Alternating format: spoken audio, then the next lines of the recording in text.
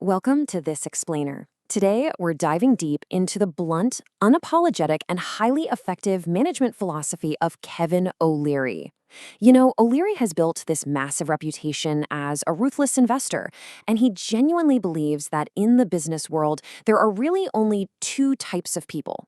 There are the people who own the store and the people who scrape the gum off the floor. Today, we're going to decode exactly how that first group thinks, focusing on business, leadership, and holding onto your personal wealth. Here is our agenda. We're covering 6 core tenets today: mastering signal versus noise, navigating failure with resilience, why respect absolutely trumps friendship, using silence as a weapon, winning traits in startups, and finally, building an unbreakable financial safety net. Section 1. Mastering signal versus noise, the 18-hour daily focus. Okay, let's start with a daily planning strategy that O'Leary actually picked up directly from Steve Jobs back in the early 90s.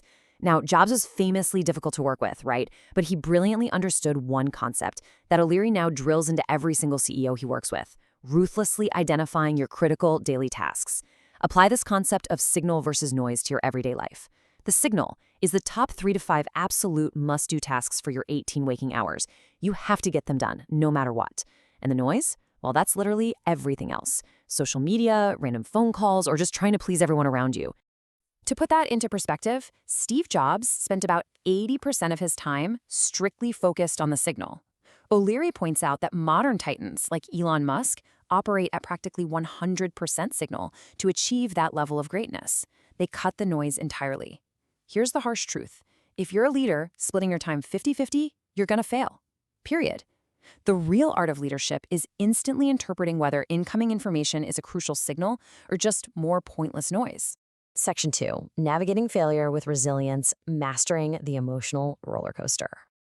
Being an entrepreneur is a total emotional roller coaster, and how you handle inevitable disasters really defines you as a leader. Picture this. O'Leary recently got the devastating news that one of his companies was facing bankruptcy. We're talking about a massive $10 million loss. But then, literally 30 minutes later, his phone rings again. It's news about a wildly successful IPO for a completely different company, netting him a 450 times return on his investment. Utter catastrophe and absolute euphoria, all crammed into a single half hour. So, what's the takeaway here? Massive failures are guaranteed if you're taking risks. It's just part of the game.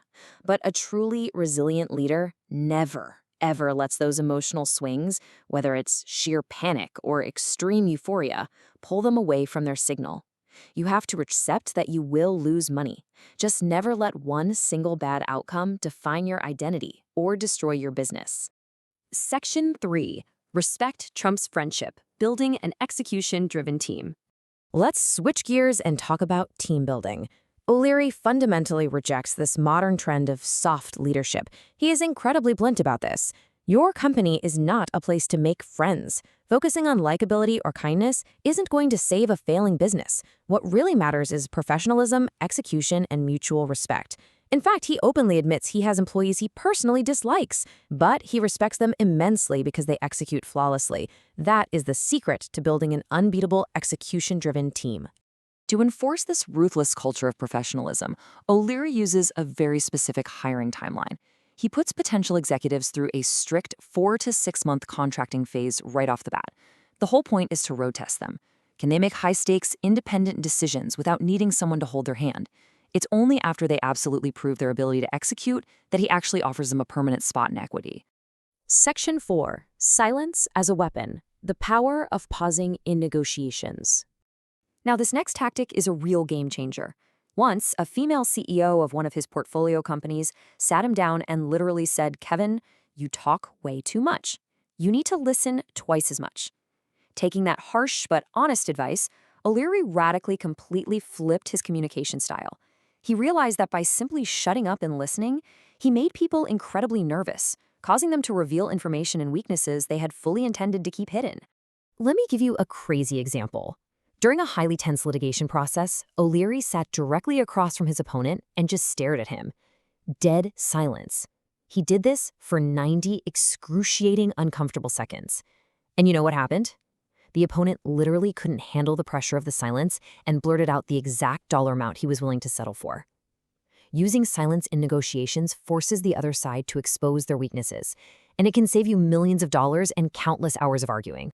Section 5. Winning traits in startups. The criteria for explosive growth. O'Leary hears thousands of pitches, so how does he spot the absolute winners? Well, before a founder even finishes their first sentence, he's looking for a combative aura, this immense confidence projected in the very first 90 seconds. Next, he wants proof. Have you actually operated in this industry? Have you failed before and learned from it?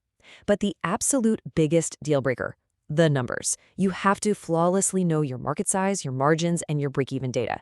If you pitch a business and fumble your own numbers, O'Leary says you instantly lose any chance of getting his money. No exceptions. Now, check out this fascinating data straight from O'Leary's own portfolio. It perfectly illustrates why he actually considers a female management style to be way more effective for hitting company goals. Male founders tend to set these wildly aggressive growth targets, like 30%, but they only actually hit them about 65% of the time. Female founders, on the other hand, set much more realistic targets, around 15 to 16%, but they hit those targets over 90% of the time. That level of absolute consistency is incredible because it prevents burnout, keeps the core team together, and stops the massive employee turnover that normally kills early-stage startups. Finally, Section 6, the financial safety net. Georgette's rules for building wealth. Let's shift from running a business to the strict personal discipline it takes to actually keep the wealth you build. O'Leary learned his golden rules of diversification from his mother, Georgette. For 55 years, she secretly invested 20% of her paycheck using two unshakable rules. Never put more than 5% of your portfolio into a single stock, and never put more than 20% into a single sector of the economy.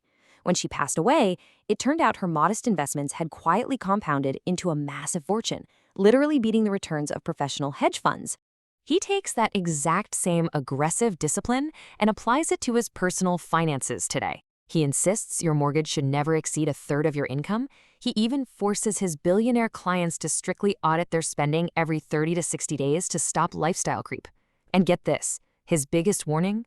Marriage is a financial partnership.